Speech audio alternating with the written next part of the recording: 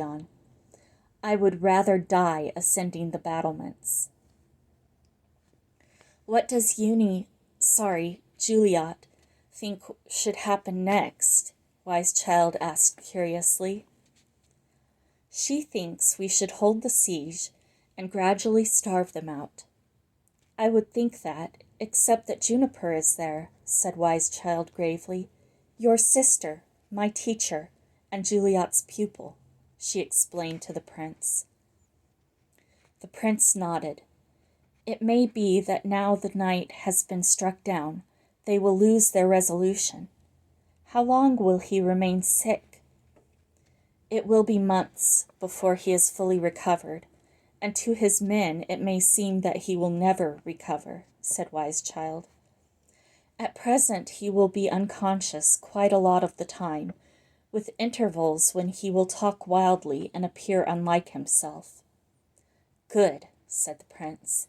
Couldn't be better from our point of view. Somehow I cannot spare any sympathy for him. He and Marut treated the people of Castledor abominably. Not only them. The rumor is that many of his own people are coming to join us.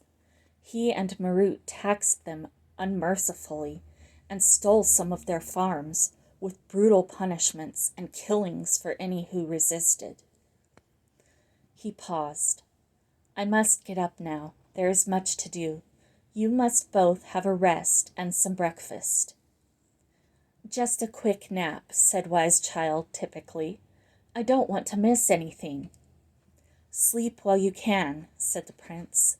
The next act may be a slow one. He was up now, partly dressed from when he went to bed, bathing his face and hands in rose water, strapping on his breastplate and sword, obviously eager to get back to his men. Before he did so, however, he held out his arms to Wise Child and hugged her. Ouch, she said. That breastplate hurts. Sorry, the prince replied. Didn't think of that. And then, smiling at me, he hugged me too.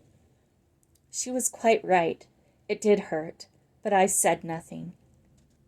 You see, he said to Wise Child, Colman is made of tougher metal.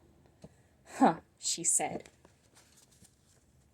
Mid-morning, refreshed by breakfast, a wash, and a brief sleep, Wise Child and I made our way toward the front of the castle, passing many of Brangwen's troops and followers on the way, who had camped and were tethering horses in the wooded area to the east of the castle.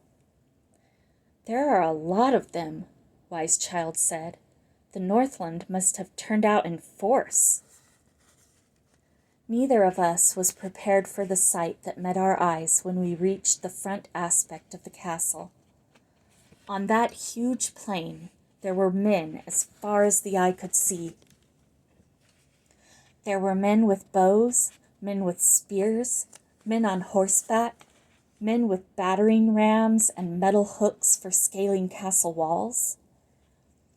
We suddenly understood that we were looking at the uprising of most of the men of Cornwall, those who lived locally and had suffered badly under Marut and the Grey Knight, those, like the people of Castledor, who had endured miserable subjugation, those from the north who knew Caerleon merely as a dangerous neighbor who would have to be confronted sooner or later, and probably those from farther afield, who also dreaded the knight's military power.